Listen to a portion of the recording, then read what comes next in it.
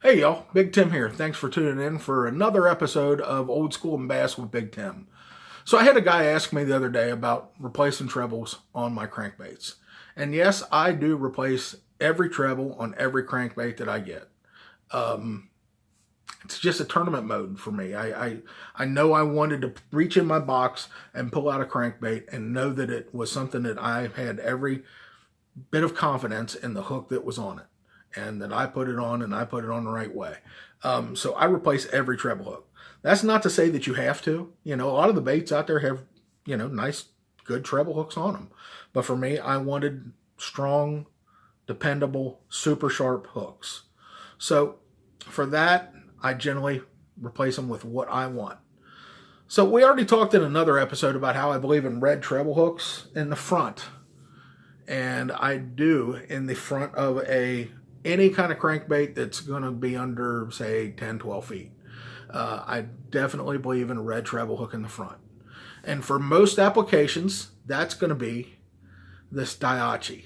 This is a Daiichi D97. It's a bleeding bait hook. And I like it the most because I've used a lot of red trebles. And this dude seems to maintain its sharpness for a longer period of time.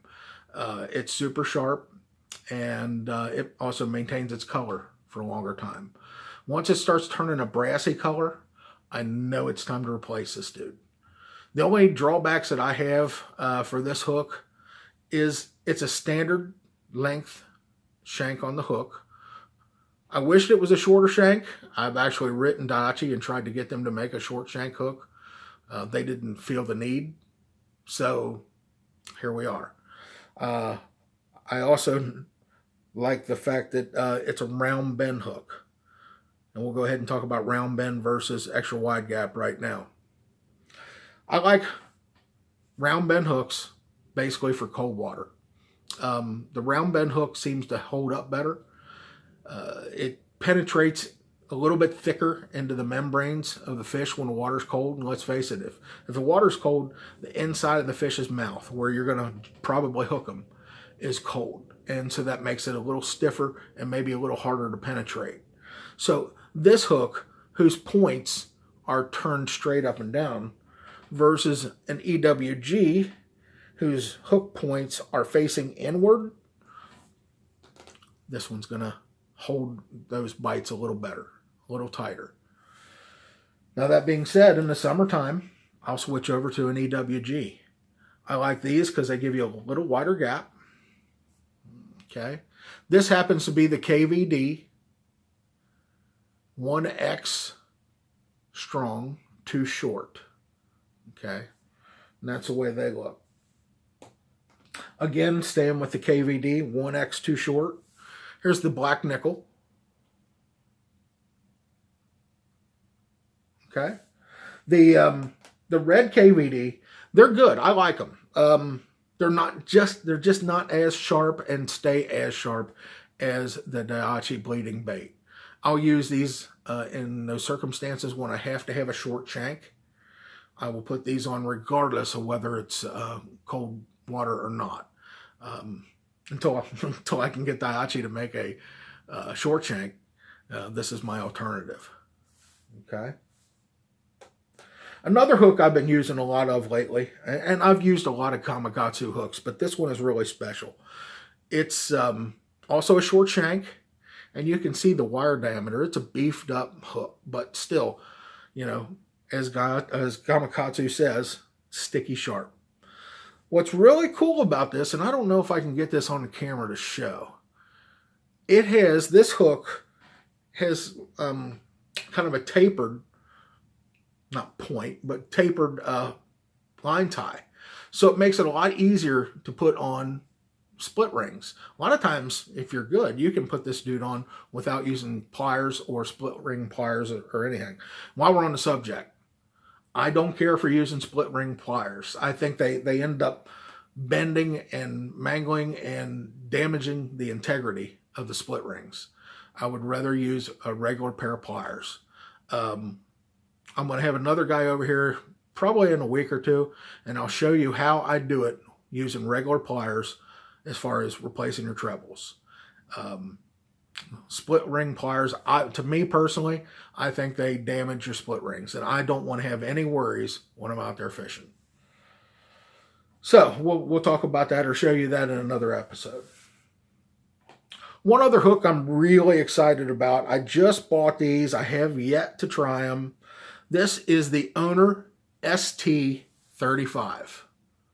Okay, you can see it's an EWG. There's one big difference in this hook. Look at that. This doesn't have the standard 120 degree separations between hook points. This is 150 degree. So basically this part right here is going to ride on the bottom of that crankbait and give you a better hook percentage on this one. So I'm real excited to try that. And this may, I don't know, it very possibly well could be my new hook. It's a little pricey though, but they're super sharp, short shank, and very sturdy. That's the Owner ST35. Another hook that I have, and I don't use these as much as I probably should. This is from VMC. We always call it the David Fritz hook. I think it's called a Sure Set. Yeah, that's what it's called, a Sure Set. That's exactly right. So these things used to be real popular back in the 90s. They were developed by crankbait guru David Fritz. And as you can see, we talked about not being able to, just barely skin hook those fish in cold water. Well, that's not going to skin hook anything. That's going to go and penetrate through some membrane, and you'll get a good solid connection. I actually fished a tournament on Kentucky Lake with a boy one time. He was my co-angler in the back of the boat, and he crushed me, spanked me. He had 22 pounds, I think. I had a whopping 10. He stuck with a crankbait all day long, and he only caught like 4 or 5 fish. And yeah, I caught a bunch of fish. I just didn't catch any big ones because I wasn't throwing a crankbait. He was throwing a crankbait, I think it was a DT16 or something like that. But it had these Fritz hooks on them, or Shore Sets. I'm old school, so I'm calling them Fritz. But he had these on there. And I'd say 2, maybe 3, at least 2 of his fish he would not have caught if he did not have that hook on. And I think it was maybe 3. This thing will penetrate through and get a good connection with that fish. And it's harder for a fish to throw it when they get that big old spike in them, so to speak. So that's a Sure Set. I don't even know if they make them anymore. I still have a few of them, and I should use them more, especially in the cold winter months that we talked about. When fish are slapping at the bait, that would help. So I got another hook that I carry around with me. And yes, I carry these hooks with me in my boat all the time. I have a little Plano box. Well, here it is right here. The little thin 3700. And it's almost got nothing but trebles in it. There's a couple other things. Spinnerbait blades, buzzbait parts, just odds and ends. But mostly treble hooks and split rings. So this little guy, I gotta hold it over here. This little guy, I only carry for one reason. I mentioned before, I like the Megabass Vision 110s. The hook on the Megabass Vision 110 has the barb on the outside. So that's what this little guy is. It's to replace those Vision 110 hooks. These hooks are nice other than the fact that they're really thin. They bend easily. And for me, when you bend a treble hook, it bends a lot easier the next time.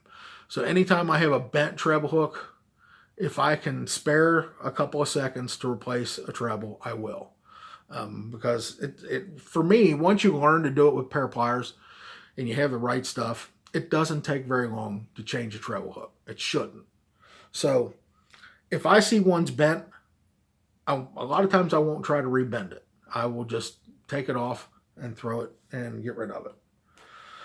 One last hook that I have, back about 5 or 6 years ago, maybe a few more, the flutter spoons were all the craze. And I've caught a lot of fish on them. And they've produced some of the most violent strikes I've ever had. And I would have swore that it was striper hitting that flutter spoon, but it turned out it was bass. So one of the problems that we had with those was the fact that the fish would throw the hooks a lot easier because that's a lot of weight on that flutter spoon. So a company came out with an idea that they advertised specifically for the flutter spoons at that point, and they were saying that it was the rage and it was helping you to eliminate the problem of losing fish with a flutter spoon, and that is the Bass Star Spin Tech. See, I'm holding the shank. It's got some bearings in it and it spins real nice and easy.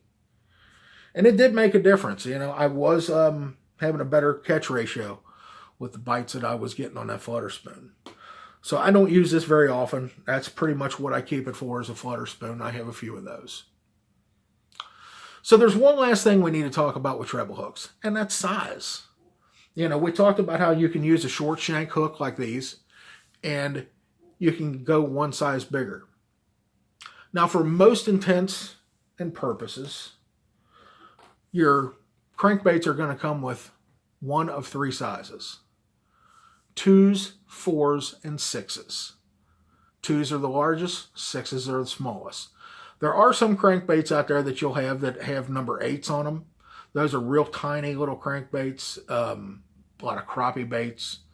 And there are some crankbaits out there that have bigger hooks on them. But for most crankbaits that you're going to buy at the store, you're going to be looking at 2s, 4s, and 6s. There are specifics, like a lot of the Spro stuff. Spro uses 5s. Now, you're going to have a real hard time finding a number 5 treble hook. But 2s, 4s, and 6s are what you're going to consider. If you go in a tackle store, you can usually tell the guys that work in a tackle store, hey, I want to change my trebles on my crankbait. What size do I need? And he'll say, what bait is it? And a lot of guys will know that off the top of your head. Sometimes websites, you can go to some of the different retailing websites, and they will also tell you what size hooks you need to do to upgrade. But if you want to carry on a stock of them like I do here, 2s, 4s, and 6s are for most part all you need. Now, if you wanted to jump up a size, like on some of those KVDs, you might go to a 1 or 1/0. But 2s, 4s, and 6s will cover you for most applications. So if you have any other questions, like I said, write them down below. Tell all your buddies. Please get as many people as you can subscribe as we can, because the more we get, the more bombs I can drop. We can get out and do some fishing soon as the weather breaks. Right now we've got major flooding basically all over the Commonwealth of Kentucky. So don't know when we'll be going, but hopefully soon. We're starting to get the itch. So tune in and subscribe, and see you again next time. Bye-bye.